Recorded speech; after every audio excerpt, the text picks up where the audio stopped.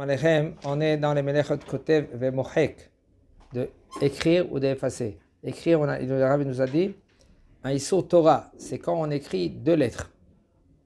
Maintenant, quand on efface, c'est on efface pour écrire deux lettres. Si maintenant on a effacé Stam pour effacer, c'est pas Hayab de la Torah, il n'est pas tour de la Torah. Pourquoi? Parce que Kol HaMekalkelim Turim, un homme qui fait un dommage, pas pour reconstruire, c'est pas tout. D'ailleurs que c'est un sourd de la Derabanan. Aval, c'est pas Hayab de la Torah. Amohek shte otiyot almenat liktov bemekom amachak shte otiyot, il est Hayab. Un homme que lui qui efface deux lettres à l'endroit qu'il veut écrire deux lettres, eh ben il est Hayab de la Torah. Vechen amohek otahad dola, si maintenant lui il efface une grande lettre, que dans cette grande lettre, on peut écrire deux lettres. Il est hayab quand même de la Torah. Même qu'il a effacé une lettre. On voit que maintenant, c'est pas évident. C'est pareil avec deux lettres. Il y a même une grande lettre qu'on peut écrire maintenant deux petites lettres. Aussi, il est hayab de la Torah. Avala mohek almenat dekalkel. Un homme que lui, qu'il efface pour dommager. Il efface, comme un gribouillage comme ça. Pas avec le crayon, avec pour enlever l'encre, par exemple. Ou il essaye d'effacer la lettre. En fin de compte, il a effacé la lettre. Pour effacer. Comme ça. Eh bien, il n'est pas hayab de la Torah. Il est pas tour avalasso de Rabbanan. Nafla tipat dio al niyar ou al klaf. Si par exemple un dio c'est de l'encre qui est tombé par exemple sur un parchemin ou sur un papier, et lui il a effacé. Im yesh bimkoma kedei liktov shte otiyot, il est hayab. Si maintenant dans ce dio là, dans cette encre là maintenant, on peut écrire deux lettres, alors là, il est hayab quand lui, il a effacé. Alors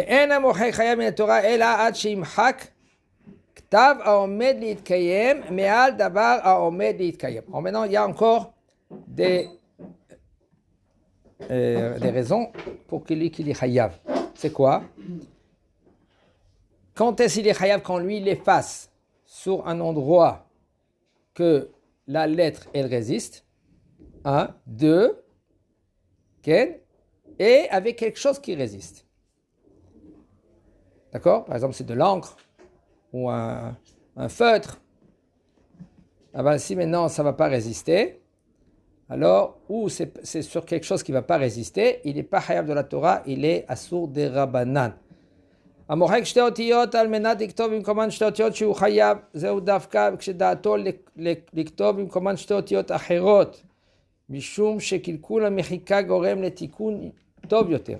Quand maintenant lui il efface deux lettres, et il nous a dit le Rav, quand maintenant il efface deux lettres pour écrire là-bas deux lettres, et c'est ça, c'est hayab de la Torah, c'est seulement si maintenant lui son attention elle est quoi? Parce que vous savez, selon la halakha dans Shabbat, melechet marchevet asa Torah.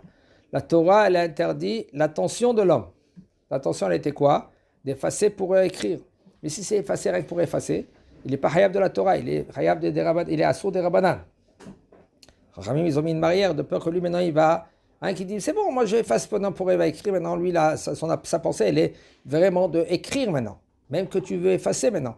Là, il est hayab de la Torah. Maintenant, si tu effaces rien que pour effacer, stam comme ça, tu as envie, eh bien, il n'est pas hayab de la Torah, il est assour des Rabbanan.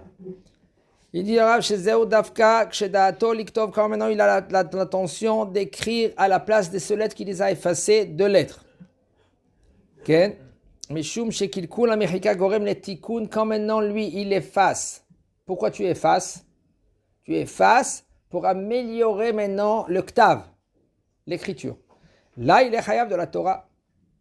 אבל אם מחק שתי אותיות על מנת לכתוב במקומן את אותם שתי אותיות, si maintenant Stam, maintenant, lui il a deux lettres, ils sont bien écrits ces deux lettres. Et lui qu'est-ce qu'il fait maintenant? Il efface pour écrire maintenant les mêmes deux lettres.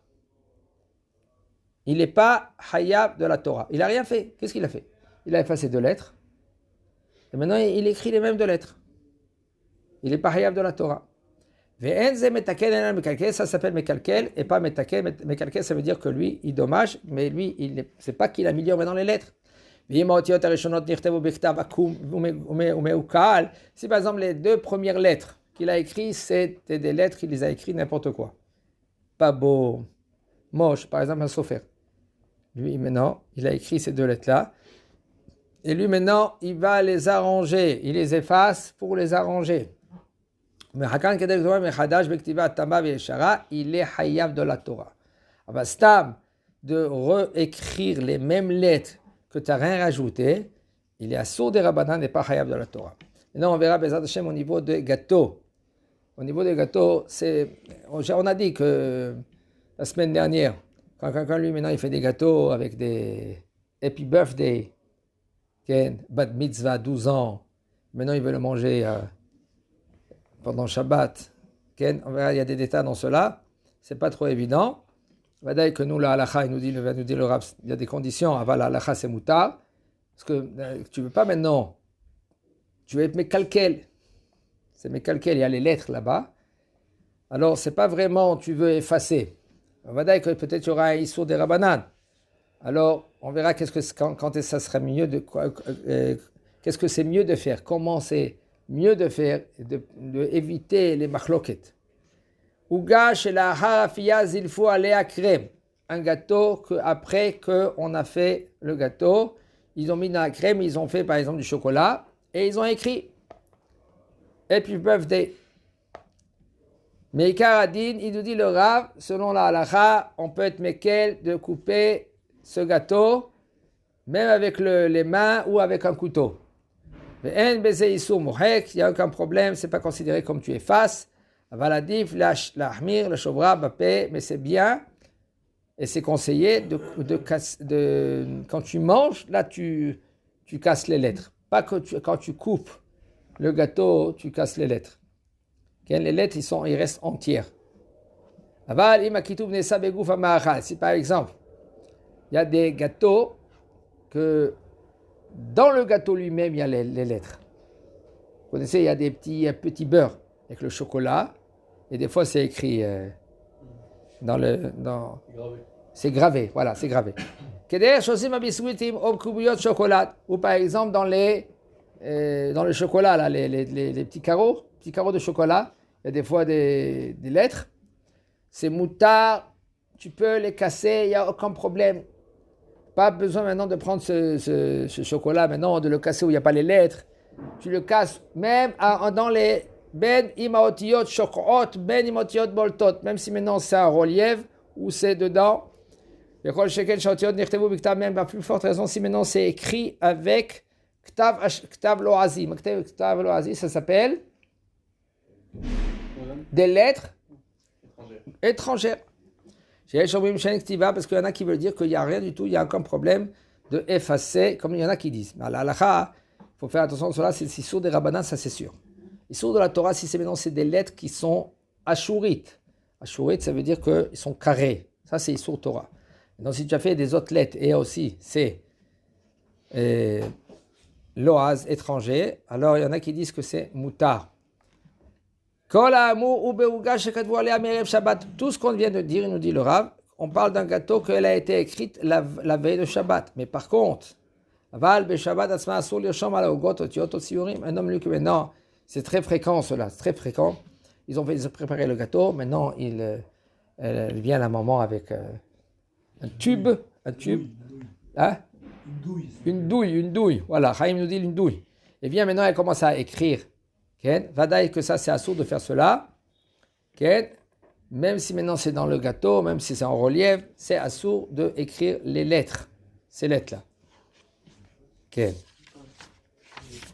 מי שכתב בערב שבת על כף ידו ושכח לרחוץ ידיו ולנקותם מותר לו ליטול ידיו במים בשבת כי ייתכן שלא יימחק הכתב במים והלכה רווחת דבר שאינו מתכוון מותר וטוב שלא ינגב ידיו כי אז ודאי יימחק הכתב. Un homme que lui qui l'a écrit.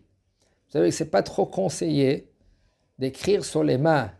Quelqu'un que lui qui veut écrire, veut se rappeler de quelque chose. Fais un signe, prends la montre, change le côté de la montre. Fais-toi un autre signe, mais de écrire sur les mains, c'est pas trop évident, même que ça va pas résister. Parce que quand ça résiste, ça s'appelle Mishum Karaka.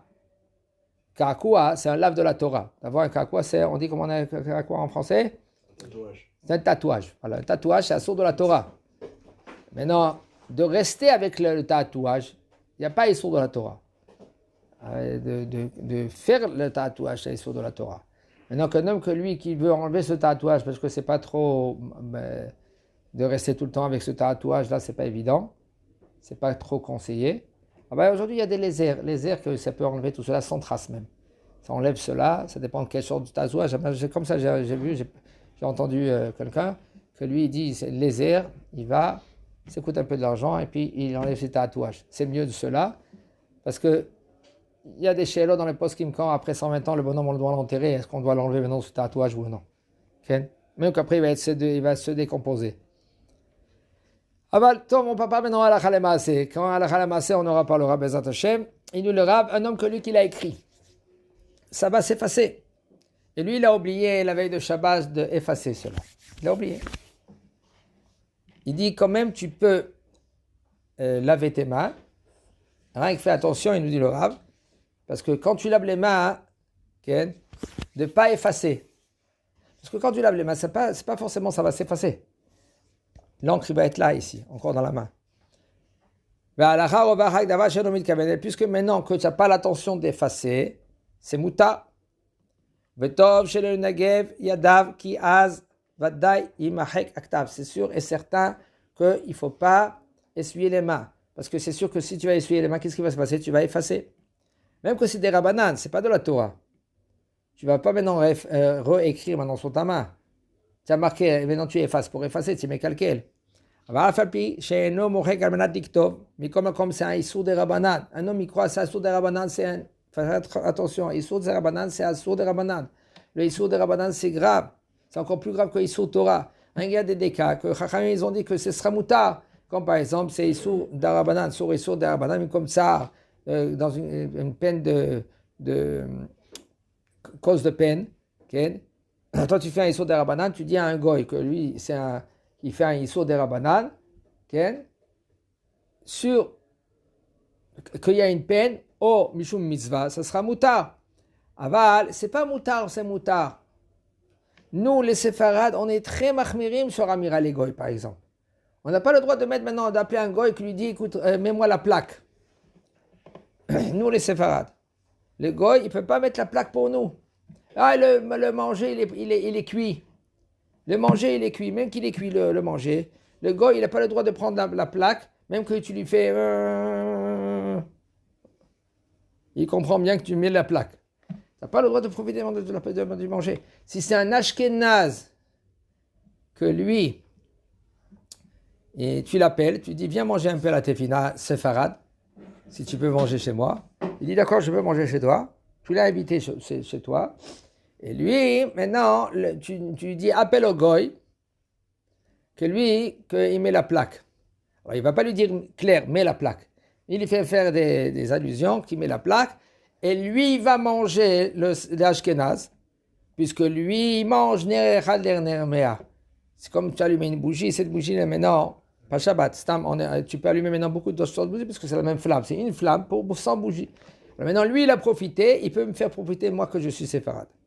Comme il y a beaucoup de choses dans les halachot, que ça sera moutar pour les séfarades, et pour les ashkenaz, que moi, je peux faire pour lui, cette melacha-là, que ça, c'est moutar pour moi, lui, il peut tenir profit. Il dit le Rav, et c'est bien, maintenant on revient sur la main, c'est bien de ne pas essuyer la main où il y a l'écriture. Quand même, c'est issour des rabbanan, puisque maintenant quand ça s'efface pas parce qu'il veut écrire, ça s'efface parce que ça s'efface. Quand même, c'est issour des rabbanan. Il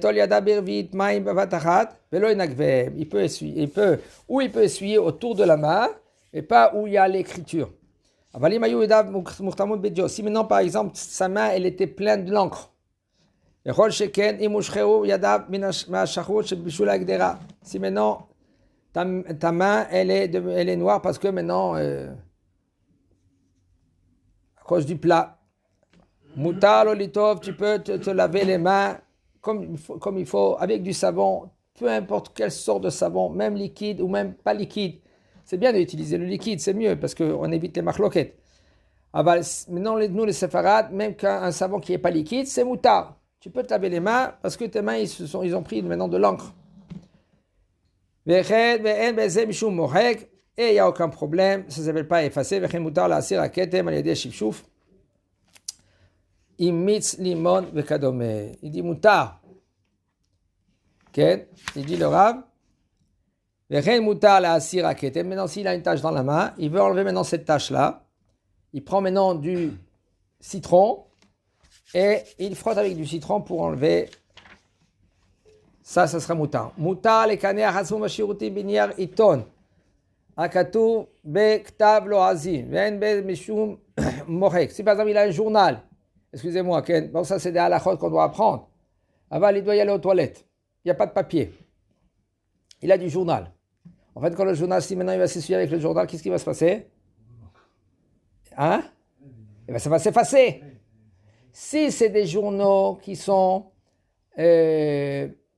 non juifs, c'est écrit avec des lettres qui ne sont pas Kodesh. Alors, c'est mutar. Et il y en a quand même qui sont mahmirim. C'est bien et conseillé de ne pas utiliser cela, mais midat chasidut, d'être plus pieux. Faire très attention de ne pas s'essuyer avec du papier qu'il y a des lettres en hébreu. Puisque maintenant, dans les lettres, il y a une gdusha. Les lettres qui sont écrites, même dans le journal. Il faut faire très attention au niveau des journaux. Excusez-moi de le faire entrer dans les toilettes, tous ces ignanim là. Parce que c'est... Malheureusement, pas dans tous les endroits c'est caché. Au niveau dans des usines. Ils prennent des papiers qui sont déjà du gnisa. Combien de fois ils prennent des papiers, des journaux qui étaient déjà écrits, ils refont le papier. Comment ça s'appelle? Hein? Recycler. Mais là, ça, il ne faut pas faire attention. Shum gnisa et pas utiliser. Regardez, il y a des papiers toilettes.